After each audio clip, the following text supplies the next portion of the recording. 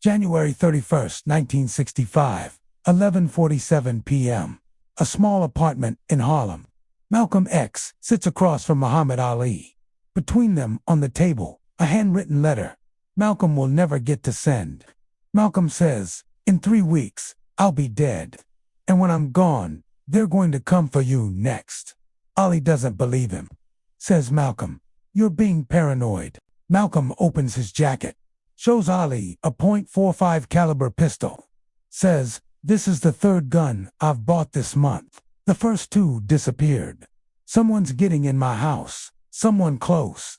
What Malcolm tells Ali in the next 47 minutes doesn't just predict his own assassination. It reveals the one fighting technique Ali will use to survive the next 10 years. A technique that has nothing to do with boxing. And it starts with a question that changes everything. 3 weeks before Malcolm X dies, Ali and Malcolm aren't supposed to be meeting anymore. After Elijah Muhammad forced Ali to choose the nation, or Malcolm Ali chose the nation, publicly denounced Malcolm, called him a traitor, said Malcolm was spreading lies about Islam. But privately, Ali never stopped calling Malcolm. Secret phone calls, late-night meetings, always careful, always hidden, because Ali knows something the world doesn't know yet. Malcolm is the smartest man he's ever met, and when the smartest man you know is terrified, you listen. This meeting tonight, Malcolm called it, said it was urgent, said it couldn't wait. They meet at a safe house, not Malcolm's apartment, not Ali's hotel. A friend's place in Harlem, 3rd floor walk-up, no elevator, one exit. Malcolm chose it specifically. Ali arrives first, waits 20 minutes, starts to think Malcolm isn't coming. Then a knock, 3 quick taps, pause, 2 more taps. Their signal. Ali opens the door. Malcolm walks in fast. Doesn't say hello, doesn't smile, just says, "Lock it, pull the curtains." Ali does. Says Malcolm, "What's going on?" Malcolm sits down heavily, pulls out a cigarette. His hands are shaking. Ali's never seen Malcolm's hands shake before. If you haven't watched our first video, where Ali refused $50,000 to throw a fight, or our second video, where Malcolm taught Ali to destroy reality and beat Sonny Liston, pause this now. Go watch those first. Because what happens in this room only makes sense if you understand what came before. Links in the description. I'll wait. Malcolm takes a long drag. Says, "They're going to kill me." Ali says, "Who?" Malcolm says, "The nation. Elijah's men." Elijah's men. Maybe not Elijah directly. Maybe he just gives the nod and his lieutenants handle it. Doesn't matter. "I'm a dead man," Ali says. "How do you know?" Malcolm says, "Because I know how the nation works. I built their security system, trained their enforcers, taught them how to identify threats and eliminate them." He pauses. "And now I'm the threat." Malcolm opens his jacket, shows Ali the gun. 3 weeks ago, I bought this, put it in my nightstand.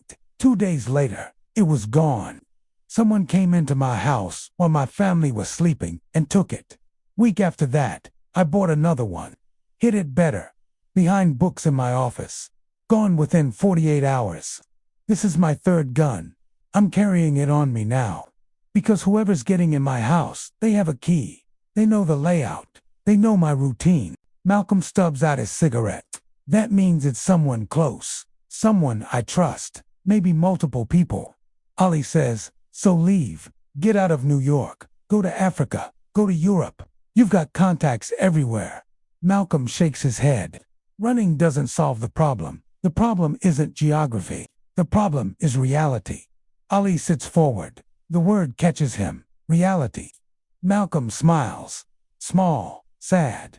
"Remember what I taught you. Before the Liston fight destroyed his reality." Ali nods. Malcolm says, "I need to teach you the second part. The part I never taught you." "What's that?" "How to survive when your own reality is the one being destroyed." Malcolm stands up, starts pacing, teaching mode, even facing death. He can't stop being a teacher. When you fought Liston, you were on offense. You had the luxury of attacking his belief system, his reality. You were the hammer. He was the nail. But what happens when you're the nail? When someone bigger, stronger, more powerful is trying to destroy your reality, what do you do then? Ali says, you fight back. Malcolm says, wrong. That's what most people think. That's what gets most people killed. He sits back down, leans forward. Listen carefully. This is the most important thing I'll ever teach you. When someone attacks your reality, your instinct is to defend it, to fight back, to prove them wrong, to show strength. But here's the problem with that strategy. Defense requires you to stay in one place, to hold ground, to become predictable. And once you're predictable, you're vulnerable. Ali's listening intently now. Malcolm continues. Remember how you beat Liston? You didn't stand and trade with him. You moved. You were everywhere he wasn't. You were smoke. That works in offense. But in defense, moving isn't enough. Because they're not trying to hit you. They're trying to trap you. And if you keep moving in the same pattern, eventually, they'll predict it. Malcolm pulls out a piece of paper, draws 2 circles. This is most fighters' strategy. Points to the first circle. They have a reality. Someone attacks it. They defend that same reality. Build walls around it. Protect it. Points to the second circle. This is what you need to do. They attack your reality. Don't defend it. Change it. Ali looks confused. Change it. How? Malcolm says, become someone they're not expecting. Adopt a reality they can't predict. Transform so completely that when they come for you, they realize they're hunting the wrong person. That's how you survive when you're the nail. You become a different nail. Better yet, you stop being a nail at all. Ali says, why are you telling me this? Malcolm says, because in 2 years, maybe 3, they're coming for you too. Ali laughs nervously. Malcolm, I'm the heavyweight champion. I'm bringing millions to the nation. Why would they? Malcolm cuts him off. Because you're becoming dangerous. Not physically. Ideologically. You're young now. You do what Elijah says. But I know you, brother. You've got a mind. You ask questions. And eventually, you're going to ask the wrong question. Or refuse the wrong order. And when that happens, they'll do to you what they're about to do to me. Ali's quiet now, not laughing anymore. Malcolm continues. They're going to test you. Probably with the draft. Vietnam's escalating. Within 2 years, you'll get a draft notice, and Elijah will tell you to comply. Put on the uniform. Do some exhibition fights for the troops. Be a good soldier, and you'll have a choice. Obey Elijah. Or stand on principle. Ali says softly. Stand on principle. Like you taught me. Malcolm nods. Like I taught you. But here's what I didn't teach you. Standing on principle has a cost. And that cost is your reality. When you refuse Vietnam Man, you will refuse. I know you will. They'll take everything. Your title, your license, your money, your freedom. But more than that, they'll attack your reality. They'll say you're a coward. Say you're un-American. Say you're a traitor. And not just white America. Black America too. Other fighters. Other Muslims. Everyone who benefits from the old reality will attack you to protect it. And your instinct will be to defend yourself. To explain. To justify. To prove you're not a coward. Malcolm leans forward. Don't defend the reality they're attacking. Build a new one. This is getting deep. If this philosophy is hitting you, if you're realizing how this applies to your own life, hit that subscribe button. Because the next 4 videos in this series go even deeper into Ali's transformation. And you don't want to miss what happens next. Now back to that room in Harlem. Ali says, how do I build a new reality when they're destroying the old one? Malcolm says, you do what I taught you in the ring, but you do it in life. He pulls out another piece of paper, starts writing. 3 principles. First principle, don't defend, transform. When they call you a coward for refusing Vietnam, don't argue you're brave. Transform the question. Say, I'm not a coward for refusing to kill. You're a coward for sending others to die. Make them defend their reality instead. In the ring, remember when Terrell called you Cassius Clay? You didn't defend your Muslim name. You attacked his disrespect. Made him answer for his choice. That's transformation. Second principle, don't explain. Demonstrate. When they strip your title and say you're not the real champion, don't give speeches about fairness. Get back in the ring. Beat everyone they put in front of you. Show them the title is irrelevant. You're the champion with or without their approval. With Liston, you didn't explain why you'd win. You showed him, round by round. Made explanation unnecessary. Demonstration is always stronger than explanation. Third principle, don't fight their fight. Create your own. They want to make this about patriotism, about duty, about respect for authority. Don't engage on those terms. Make it about conscience, about morality, about what kind of man you want to be. Change the battlefield. Make them fight on your terms, in your reality. Malcolm folds the paper, hands it to Ali. Keep this. Read it when they come for you. Because they will come. Ali takes the paper, stares at it. Malcolm says, "You know what the hardest part will be?"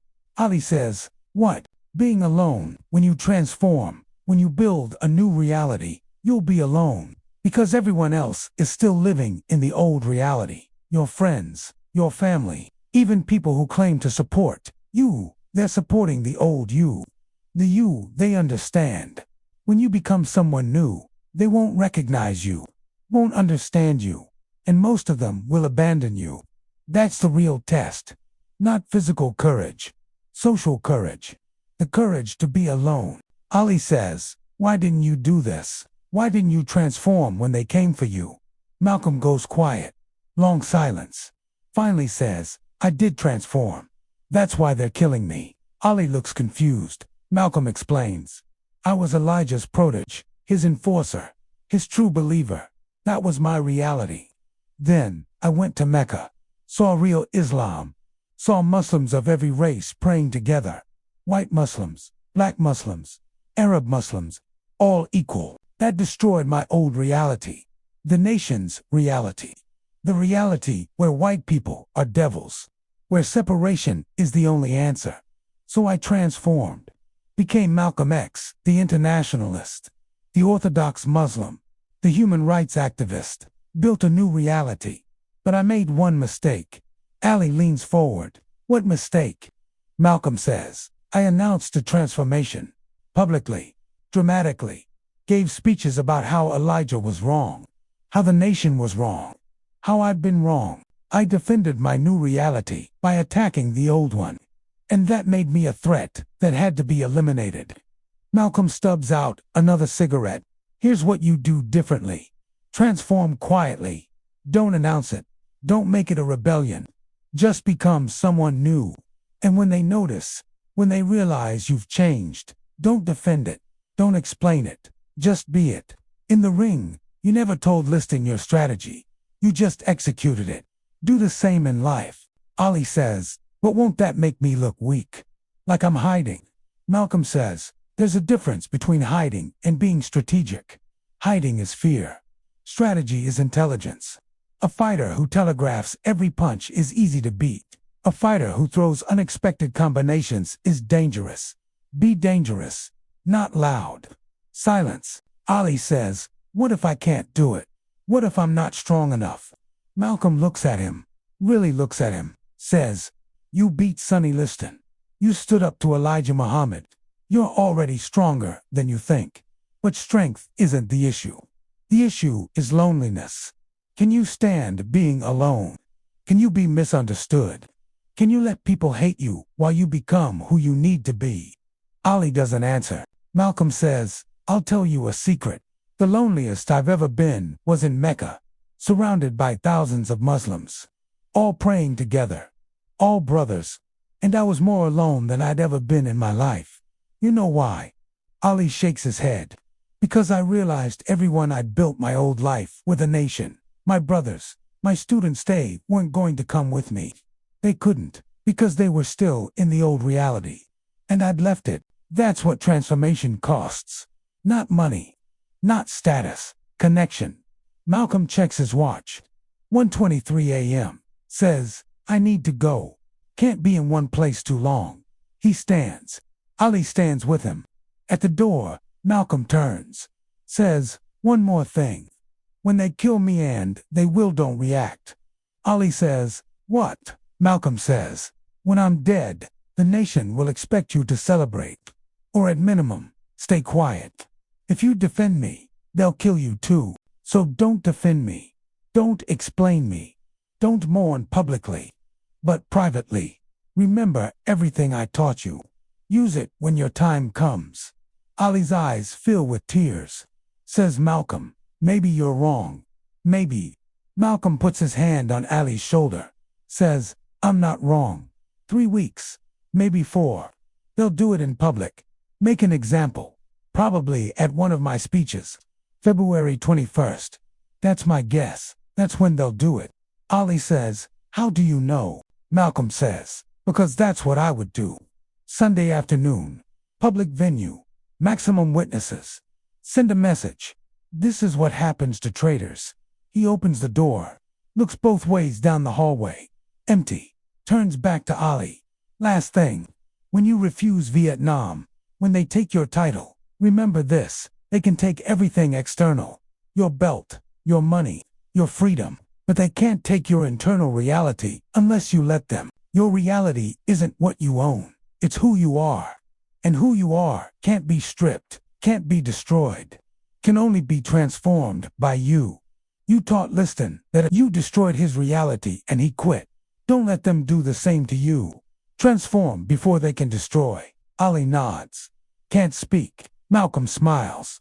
Small, sad. You're going to be the greatest, brother. Not because you hit hard. Because you'll survive what's coming. He walks out, down the stairs, into the night.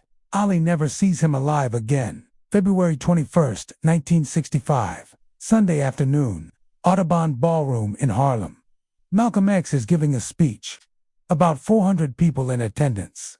Ali is in Miami, training for his next fight, sitting in his hotel room. Television on 1:15 p.m. Breaking news. Malcolm X shot. Multiple gunmen. Audubon Ballroom. Ali goes numb. 3:30 p.m. Confirmation. Malcolm X dead. 21 gunshot wounds. Dead before reaching the hospital. 3 men arrested. All members of the Nation of Islam. Ali sits in his hotel room, alone. Doesn't cry, doesn't scream. Just sits there. His trainer knocks. Says, champ, you okay? Ali says through the door, leave me alone. Trainer says, they're saying it was the Nation. They're asking if you have a comment. Ali says, I don't have a comment. But inside, he's remembering Malcolm's hands shaking, the gun in his jacket. The prediction, February 21st. Malcolm knew exactly when, knew exactly how. And he spent his last 3 weeks not running, not hiding, teaching Ali how to survive what was coming. Before I tell you how Ali used Malcolm's final lesson, I need you to understand something. This isn't just history. This is a blueprint for surviving when powerful forces want to destroy you. If that resonates, if you've ever felt attacked, misunderstood, or alone while trying to change, leave a comment. Tell me, what reality are you trying to transform? I read every comment. And in the next video, I'll answer the best ones. Now, let's see how Ali used Malcolm's warning. April 28, 1967. 2 years and 2 months after Malcolm's death. Houston, Texas. Armed forces examining an entrance station. Muhammad Ali's draft notice is final. He must report for induction. His lawyers beg him to comply. Say, just put on the uniform. You don't have to fight. Teach boxing to soldiers. You'll be a hero. Ali remembers Malcolm's words. Don't defend. Transform. He doesn't explain why he's refusing. Doesn't defend his position. Just transforms the question. Says to reporters, I ain't got no quarrel with them Viet Cong. No Viet Cong ever called me nigger. Transforms the debate from patriotism to racism, from duty to conscience. From his obligation to America's hypocrisy. Changes the battlefield. They strip his title. He doesn't defend the title. Transforms what champion means. Says, they can take a belt. They can't take what I am. Demonstrates Malcolm's second principle. Don't explain, demonstrate. They revoke his boxing license. He doesn't fight it in court. Fights it in the court of public opinion. gives speeches at colleges, talks to students, builds a new reality where refusing war is courage, not cowardice, creates his own fight. Malcolm's third principle, and through it, all through the hatred, the death threats, the 3.5 years of exile, is alone. His friends abandon him. Other black athletes stay silent. Even some Muslims turn on him. But Ali remembers Malcolm's warning. Transformation means loneliness. He endures it, becomes someone new. Not Cassius Clay the entertainer, not even Muhammad Ali the boxer. Muhammad Ali the revolutionary, the conscientious objector, the man who chose principle over everything. And Malcolm was right. They couldn't destroy that, because Ali transformed before they could define him. June 28, 1971. 4 years after refusing the draft, the Supreme Court overturns Ali's conviction, 8-0 decision. He's free. His boxing license is restored. But something else happens, something more important. Public opinion shifts. The war in Vietnam becomes unpopular. The anti-war movement grows. And Ali, once hated, becomes a hero, not because he explained himself, because he demonstrated his principles, not because he defended his reality, because he transformed into someone new, not because he fought their fight, because he created his own. October 1974, Zaire. The rumble in the jungle. Ali's 32, past his prime, 7 years since he was stripped of his title. Facing George Foreman, the most dangerous puncher in boxing. Everyone expects Foreman to destroy him. Round 8, Ali knocks out Foreman, reclaims the heavyweight championship. After the fight, reporters ask, "How did you survive? 7 years of exile. 3.5 years without fighting. How did you come back?" Ali says, "Malcolm X taught me something. He taught me that they can take everything external, but they can't take who you are unless you let them. They took my title, my license, my money, my prime years. But they couldn't take me, because I transformed into someone they couldn't reach. George Foreman is strong, but I spent 7 years getting stronger in ways he doesn't understand. Not physically. Here points to his head, and here points to his heart. Malcolm died teaching me that, and I won't let his death be for nothing." Today, we remember Muhammad Ali as the greatest boxer of all time. But that's not why he matters. He matters because Malcolm X saw him 3 weeks before dying and said, "They're coming for you next. Here's how you survived." And Ali did everything Malcolm taught him. Transformed instead of defending. Demonstrated instead of explaining. Created his own fight instead of accepting theirs. But there's something deeper. Something Malcolm understood that most people miss. Malcolm didn't teach Ali how to avoid destruction. He taught Ali how to make destruction irrelevant. Think about it. They did destroy Ali's reality. Took his title, took his license, took his prime years. Everything Malcolm warned would happen, happened. But Ali survived because he'd already transformed into someone new. Someone whose reality wasn't based on external validation. The belt didn't make Ali the champion. Ali made the belt matter. The license didn't give Ali the right to fight. Ali's skill made the license irrelevant. The government didn't define Ali's patriotism. Ali defined what patriotism means. That's what Malcolm's final warning was really about. Don't wait for them to destroy your reality. Destroy it yourself. Rebuild it stronger. Make it internal instead of external. In the ring, Ali called it rope-a-dope. Let them punch themselves out. Absorb the punishment. Then strike when they're exhausted. In life, Ali called it transformation. Let them attack the old you. Meanwhile, become someone new. Someone they're not prepared for. Malcolm did this too. The nation killed Malcolm X, the Nation of Islam leader. But they couldn't kill Malcolm X, the international human rights activist. Because he'd already transformed. They killed the old reality. But the new reality survived. That's the deepest fighting philosophy either man ever taught. The ultimate victory isn't defeating your enemy. It's becoming someone your enemy can't defeat. Here's what that final meeting in Harlem teaches us. Malcolm X knew he was going to die. Knew the date. Knew the method. Knew it was unavoidable. But he didn't spend his last 3 weeks running. Didn't spend them hiding. didn't spend them in fear. He spent them teaching, preparing Ali for what was coming, giving him the tools to survive what Malcolm couldn't survive himself. That's the deepest form of love. Not protecting someone from the storm, teaching them how to become the storm. Ali faced his storm in 1967, lost everything, but survived because Malcolm taught him how. You're facing your storm right now. Maybe not the government, maybe not death threats, but something is trying to destroy your reality, your job, your relationship, your identity, your dreams, something external that you built your life around, and it's crumbling. Malcolm's final warning applies to you. Don't defend what's crumbling. Transform while it crumbles. Don't explain why you deserve better. Demonstrate by becoming better. Don't fight their fight. Create your own. And most importantly, accept the loneliness. Because transformation is always lonely. People who love the old you won't recognize the new you. That's the price. But here's what Malcolm and Ali proved. Loneliness is temporary. Transformation is permanent.